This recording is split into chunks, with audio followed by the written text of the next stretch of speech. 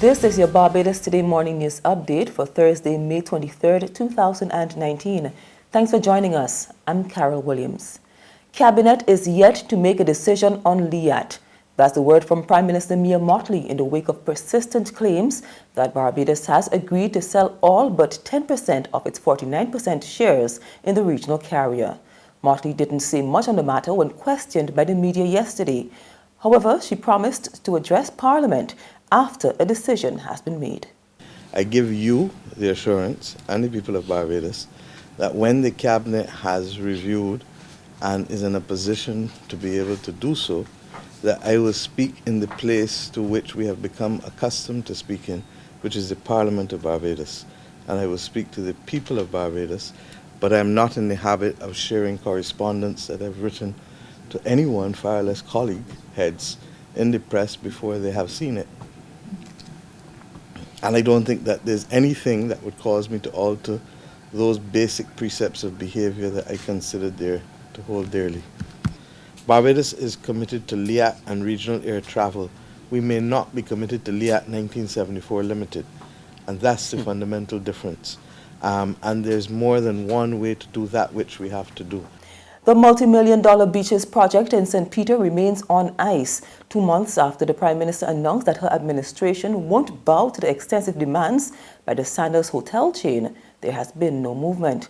Minister of Tourism Kerry Simmons tells Barbados Today government's position hasn't changed, but it remains open to dialogue on the US $420 million project. A lot of work was put into the preparatory stages of that project. So it would not surprise me at all if Sandals still maintains a very strong interest. Because as I said to you, we toured down there, Prime Minister and I, in October of last year, and they were doing a lot of cleanup work on the beach. They had a soft opening, and they said that they just wanted a period of time before they could actually start doing recruiting on the ground here. Then this new issue arose. I understand it is a financial concern from their end. They had to come to an understanding of what our position is. I believe that has been made very clear, certainly here in Barbados and across the region. And I guess they now have to make some tough decisions as what they're going to do. Trade union leader Caswell Franklin is demanding the resignation of Chief Labour Officer Victor Felix over an industrial relations dispute involving a cabinet minister. Senator Franklin, who heads the Unity Trade Union, is accusing the Chief Labour Officer of failing to refer to the Employment Rights Tribunal, a complaint he made to him since last year of unfair dismissal on behalf of his client. Franklin is claiming that his client, who was employed by the minister when he was in private practice, was fired without receiving pay owed to her after her former boss was sworn into office following last year's general election. But Chief Labour Officer Felix is adamant he has done nothing wrong. That I am doing the work of the Labour Department in the best manner that I know how, and I will continue to do my best efforts in executing my duties. So has you refused to refer the matter to the tribunal?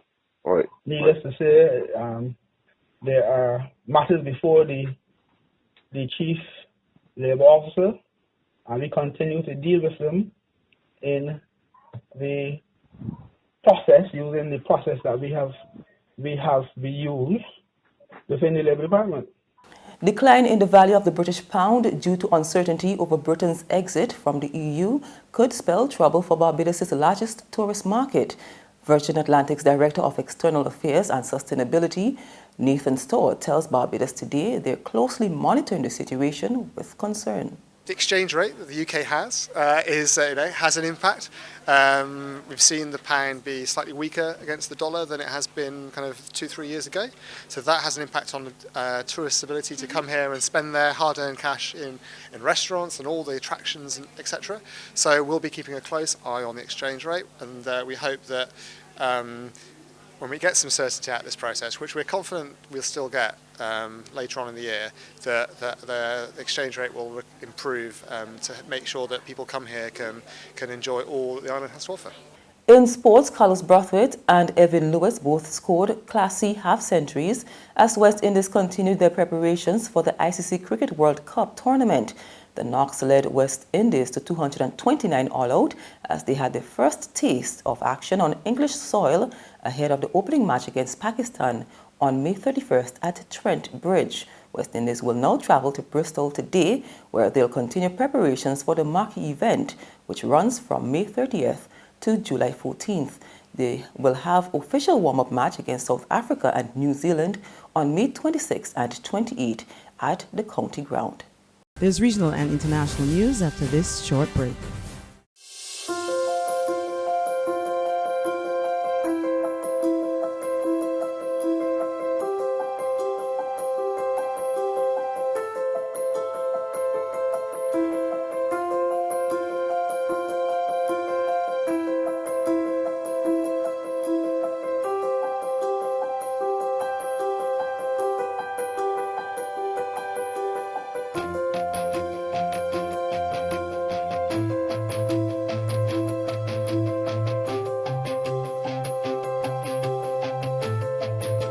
Barbados Today, news you can trust.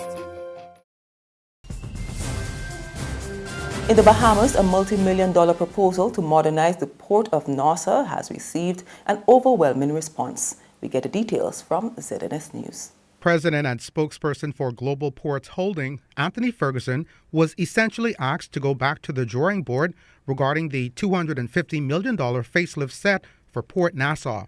Ferguson presented plans for the project in the first-of-its-kind town hall meeting at the New Providence Community Center Tuesday. However, following his presentation, locals presented a myriad of concerns regarding the multi-million-dollar project despite its proposed billion-dollar return on the investment. Those concerns include possible plans to replace the traditional Surrey experience with mechanical transport. Ferguson remains convinced that the project is good for the country. I can guarantee you that it will have a significant economic impact to the Commonwealth of Bahamas. Our independent economic survey suggests that the economic impact would be anywhere from about $15.7 to about $21 billion impact over the 20-year if we get the concession for 20 plus years. While a definite start date has not been announced, Ferguson says there will be minimal interruption to business in the downtown area, as much of the reconstruction is scheduled for after hours. And finally, a U.S. federal judge yesterday rejected an attempt by President Donald Trump to block congressional subpoenas sent to two banks for records related to his businesses. We get the details from Reuters TV.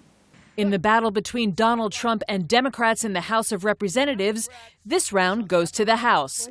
The president, three of his grown children, and the Trump Organization on Wednesday lost their bid to prevent Deutsche Bank and Capital One from providing financial records to Democratic lawmakers investigating Trump's businesses.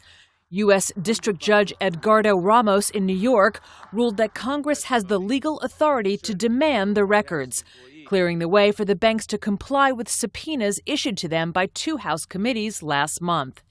It's the second blow suffered by Trump in 2 days regarding his finances. On Monday, a federal judge in D.C. ruled against the president in a similar case, ordering that Trump's accounting firm, Mazars, comply with a House subpoena to turn over Trump's records within 7 days. In that ruling, U.S. District Judge Amit Mehta also denied a request by Trump to stay his decision pending an appeal. Mehta found that Congress was, quote, not engaged in a fishing expedition regarding Trump's records, but that the documents could assist Congress in passing laws. That's news, but for the very latest, visit our website at www.barbadostoday.vb. You can also subscribe to our e-paper, email updates, or like us on Facebook. And sign up for breaking news alerts via WhatsApp. We're also on Izumi Media in bus terminals, as well as screenplay at supermarkets and gas stations near you. You can also hear us on Mix 96.9 FM and Capital Media HD 99.3 FM. I'm Carol Williams. Have a good day.